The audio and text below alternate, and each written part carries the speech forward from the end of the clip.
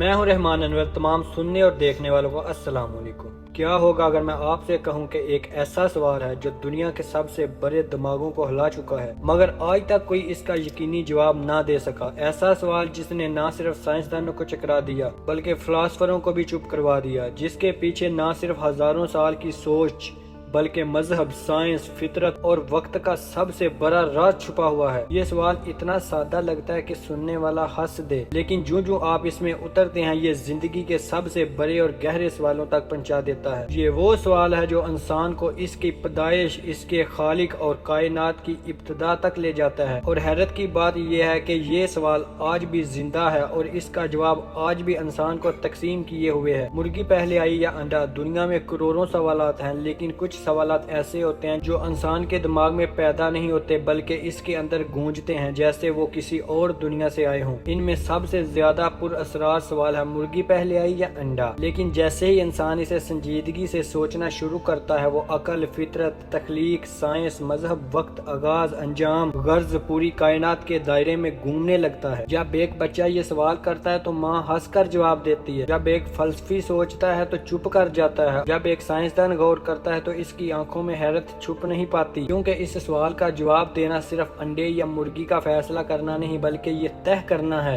کہ کائنات میں پہلی حرکت کس نے کی، زندگی کا پہلا لمحہ کیسے آیا، اور کیا زندگی محض اتفاق ہے یا کسی شعوری ارادے کا نتیجہ ہے۔ یہ سوال ہمیں ماضی کی گہرائیوں میں لے جاتا ہے، وہاں جہاں وقت کا آغاز ہوا، جہاں زندگی کا پہلا بیج بویا گیا اور وہ لمحہ آیا جس نے دنیا کی پہلی سائنس چلائی۔ سائنس جب اس سوال پر غور کرتی ہے تو وہ ہمیں بتاتی ہے کہ آج کی مرغی ارتقاء کا نتیجہ ہے، یعنی لاکھوں سال پہلے کی وہ پرندہ نما مخلوق جو مکمل مرغی نہ تھی، اس نے پہلا ایسا انڈا دیا جس میں جینیاتی تبدیلی کی وجہ سے آج جیسی مرغی پیدا ہوئی۔ مطلب یہ کہ انڈا پہلے آیا کیونکہ جینیاتی تبدیلی انڈے میں ہوئی، جسم میں نہیں۔ یہ سائنس کا سیدھا سادہ اور منطقی جواب ہے، لیکن یہ سادہ لگنے والا جواب بھی خود ایک نئی بحث کو جنم دیتا ہے۔ وہ انڈا کس نے دیا؟ جس پرندے نے انڈا دیا وہ خود کیسے وجود میں آیا؟ کیا یہ سب کچھ خود بخود ہوا؟ کیا یہ سب محض ایک طویل سلسلہ وار حادثہ ہے یا پھر کوئی ذہین عقل، کوئی پوشیدہ طاقت اس سب کو چلا رہی ہے؟ جب سائنس جواب دیتی ہے تو وہ جسم کی ساخت، ڈی این اے اور حیاتیاتی عمل کا حوالہ دیتی ہے، لیکن اس کی نظریں مقصد، نیت اور وجہ سے اختراتی ہیں۔ ارتقاء کہتا ہے زندگی بدلی، بہتر ہوئی اور یوں آج کی مرغی بنی، لیکن انسانوں کا دل کہتا ہے کیا واقعی اتنے مکمل نظام، اتنی مکمل تربیت محض اندھی تبدیلیوں سے ممکن ہوئی؟ یہاں مذہب خاموش نہیں رہتا۔ قرآن کہتا ہے کہ اللہ نے ہر جاندار کو پانی سے پیدا کیا اور اللہ نے ہر چیز کے جوڑے بنائے۔ مذہبی تعلیمات کے مطابق کائنات میں